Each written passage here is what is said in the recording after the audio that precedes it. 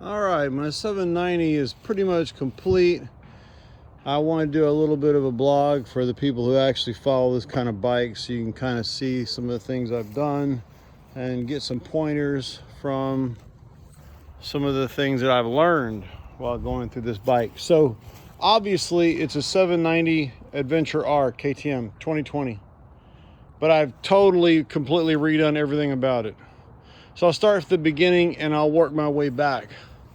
Obviously my rims are completely different. These are Excel rims and Haan hubs.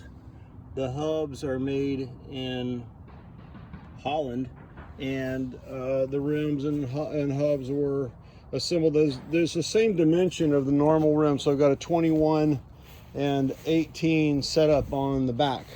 So these are just obviously much stronger rims, and obviously they just look cool too with the gold and the high gloss blue. But I went with a narrower rim dimension, so the back rim dimension is a 2 point, shoot, I don't remember what it is. I think it's a 2.75, and the front's a 1.8. And the reason that is so when you put a tire on the back, see that crown? It looks like a more of a crown look, and this is better for dirt bike riding, because this is really all I use this bike for, is dirt bike riding. Secondly, one of the big, huge things that I did to upgrade this bike was WP Pro shocks.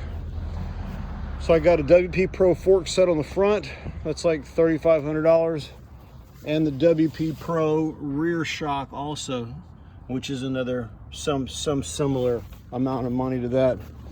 That gains about, it's cool, all the adjustments that you get with the WP Pro. A lot more adjustments on the compression and rebound. And since it sits taller, I had to go with a Rally kickstand. And that's from one of the 790 Rally bikes. And they only made like 500 of them, and it's for the taller bikes. Obviously, you can see the biggest notable change to the bike is the whole front end has been replaced.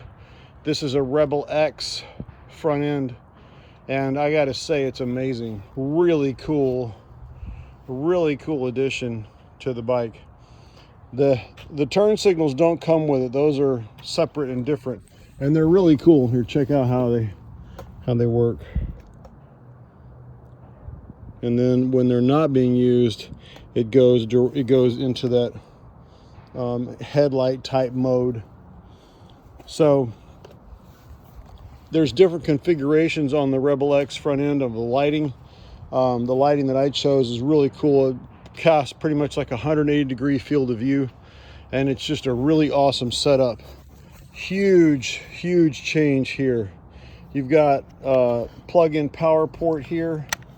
You've got much more power options. I've got all my comms set up here, and then I've got also, I have the ability to run 3 more different power ports. Whether I'm using, right now I've got a first aid kit in the first aid kit holder, but you could run a satellite comm system, or if I want to run into a rally, I'll move my phone to the handlebar, and then I can run a rally tape navigation or something on the top front. Really cool though. This is just the piece is about $3,000, and it's just well worth it. Really cool. And this front end comes off with no tools in less than 2 minutes. All it is a couple of clips here and a couple of clips here, and you're good to go. Also, one of the things that I've learned about KTM 790s is that the front end has a propensity to break off at these bracket mounting bolts. So this triple clamp mounting system is a reinforcement to the factory system, just giving you a lot more beefy support to your front end. So I went ahead and did that. So definitely cool in the rally kit. I got rid of the Mickey Mouse mirrors that stick up, and I replaced them with these smaller mirrors, which are really cool and can fold in or out depending on what you're wanting to do if you're running. But they're really tucked in and out of the way, and they're actually very effective and functional. I replaced some of these caps with the gold KTM caps, which are pretty cool. Got heated grips, upgraded that, which is a really great thing to have. Used it a lot in Vail recently. SC Project tailpipe. Leo Vince, I think it's how you say it, mid pipe. So I'm running no cats. This thing has no cats, and it has not been remapped or anything like that. So it's stock that way, and actually is not throwing off any codes. So if you're going to decat your bike, that's something to think about. Obviously re-graphicked the whole bike. Did a Rottweiler performance tail tidy kit, which is super cool.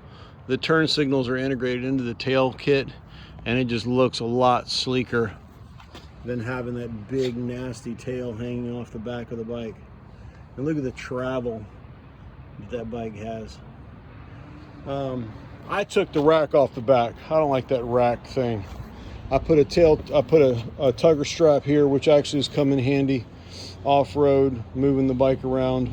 But I took the rack off and just remounted some Allen bolts there and got that done. The bike sounds unbelievably mean with the decat, and especially with this SC Project pipe. It's really mean. The tires that I went with are goldentyre 216 gummies. Now here's some of the things that I've learned on tires, which you should really take note of. The 216 is on the front. Goldentyre likes to go with a 9100 on the front, giving you a fatter profile. But I personally don't like it. It makes your PSI too soft if you're running mousse tubes. I'm running mousse tubes, so I don't have any air in my tires. So I'm preferring to go with a 9090 instead of a 9100 on the front. So keep that in mind. On the back, I'm running a 140/80 18 on the back. So I won't run any bigger than a 140. You could run a 120 when you have the narrower tires, but I'm running mousse tubes, which is critical. I mean, we were just riding yesterday, and a friend of mine got a flat just yesterday. I mean, if you're really riding completely remote now by yourself, I would never risk not having mousse tubes. So there's my bike. That's it. Probably got 30,000 invested in it, and it's worth every penny to me. It's just all that, man. Beautiful bike. I'll start it just to give you iPhone. Oh, sorry. I got a Scott string stabilizer too on the front. Also got the BRP risers, 1-inch risers. And let me see here.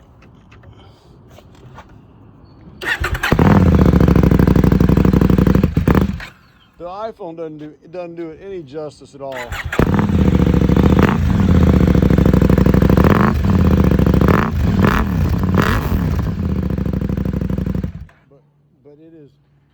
It is like that actually hurts my ears. I mean, it doesn't do it any justice on an iPhone, but nevertheless, the sounds amazing. And I actually do have a custom spark arrestor in this pipe too. So I'm legal. Pretty cool. Anyway, I hope you enjoyed my walk around. If you have any questions, you can DM me. I'll help you out in any way that I can. Love this bike, man. I got a 500 EXC F also, but this bike is so dirt bike ready. I don't even run the other one hardly at all.